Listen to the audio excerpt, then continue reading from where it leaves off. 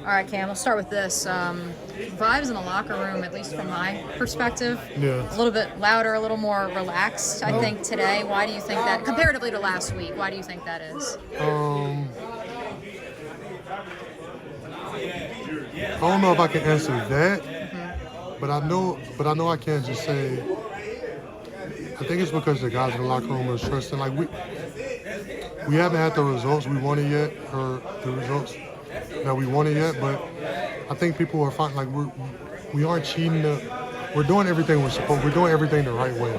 We're doing everything the way it's supposed to be done. We're in every day. We're busting our ass. We're working hard. We're getting the game plans. We're getting the installs. We're doing everything we're supposed to do. We just kind of got to keep. I think we just kind of got to keep our head down and keep working until we get the tide to change a little bit. The keep on keeping on mentality. And maybe do you go back to that 5-game losing streak in 22, where it kind of felt the same? You were in all these one-score games and you just have to keep at the process? Yeah, I think that's the exact mindset. Obviously, be aware of the situation that you're in and be aware of the sense of urgency that is mandatory that we do have. But I think it's just trusting our work, trusting the fact that we know we're doing everything right. We're not skipping any steps. We're doing everything the right way. So, for you guys, the game against Houston for the offensive line ranked blank of the first 4 games that you guys have played together. as an offensive line, there's always stuff we can work on. There's always stuff we need to get better at. I think that game kind of, I think we did some things well, but there's still things we need to work on. Yeah. What were the things that you did well that you said, hey, we can build upon this? I thought we protected really well. I thought we ran the ball well. I thought we protected well. I thought we ran the ball well. Obviously, there's always stuff to clean up. None's ever perfect. You want to be striving for perfection, but understanding that that's going to keep you working because you'll never reach it. So we're just going to put our head down and keep working. It's crazy to think you are one of the longest tenured guys here. You were here when Tom Coughlin was the EVP. I think I'm the longest tenured guy Yeah, here. yeah, at this juncture. So Tom going into the pride for you, I would think is it's a little more personal than a lot of these guys. Yeah, no, it's crazy. I still remember when I was coming out of college and I had a private workout in Tuscaloosa, just like in our indoor facility, and there was nobody in there but me, Tom Coughlin, Doug Marone, and Pat Flaherty, who was our O-line coach when I first got here. So it's just kind of crazy to think back on times like that, stuff like that, and it just kind of fast forward 8 years later, and now he's going into, the ring, and it's just, it's kind of cool when you do take the time and look back on just how far everything has come. I know, of course, obviously, being here as long as you have, the relationship you have with some of the legends, I'm sure seeing Tom and knowing the legacy that he built here in Jacksonville for you, what will that mean to see that number up on the wall in the stadium? It's huge. Anytime you can have that happen, you go up in the ring. It's just it's a big deal, and it's something to be celebrated, and I'm happy for him. And it's just huge congratulations, but it's always something to be happy about. How's the dynamic with him that it's tough to work for him, play for him, but also it works? It worked in 17 for you guys too. Yeah,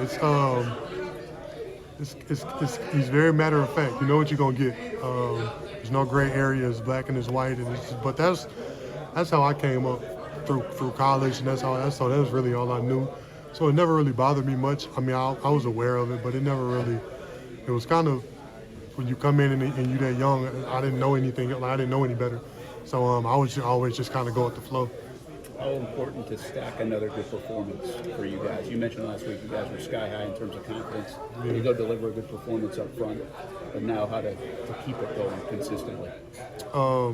Just touching on the confidence part. I've kind of been around a while now, and I've been through that phase of my career where a performance can kind of get you down and kind of get you. The confidence has to come from the work. The confidence comes from the work that you put in and just being confident and knowing that you're doing and that you have done everything the right way. And you just kind of put your head down and keep working and trust that you're going to start to get the results that you've been working for. The second part of your question, I forgot. I'm sorry. Well, I just didn't stack it and be consistent now with some of that, right? Because the performance showed. I mean, you guys were good the other day. that's the consistency is the most important part of life almost. Definitely one of the most important parts of this game and just playing in the NFL. Consistency is everything.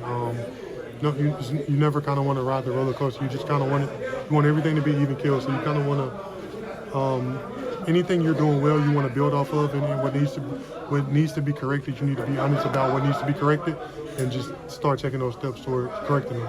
You know what's on the weight of a quarterback in this league. Do you sense at all that Trevor's feeling the weight sometimes and maybe trying to live up to everything a little too much? I don't think so, and I would hope not, just because Trev knows everybody. Trev knows everybody.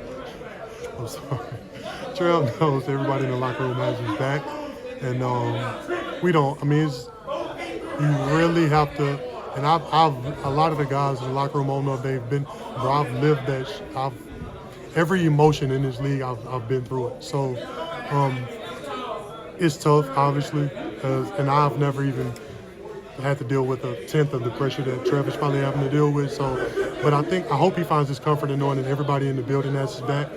We'll do anything for him. We got all the confidence in the world in him, and we're not worried about Trevor. Like we'll, as a unit and as a team, we'll get it corrected. We're not worried about Trevor and needing to play better, and anybody in specific needing to play better. We'll get it right.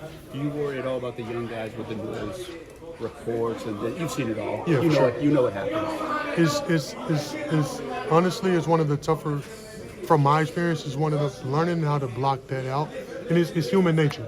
You want people to talk good about you. You want good things said about you. And when it's not, I think it could kind of, I mean, you're human, it could kind of bother you a little bit. The best thing I've learned since I've been in the league is you got to let that shit roll off your back. You can't, and it's like I mentioned, it's natural, but you have to, once you kind of get that, I can't really say it, the mindset you need, but once you get the right mindset, I can't even put into words how important it is. Appreciate you. Thank you. Thanks.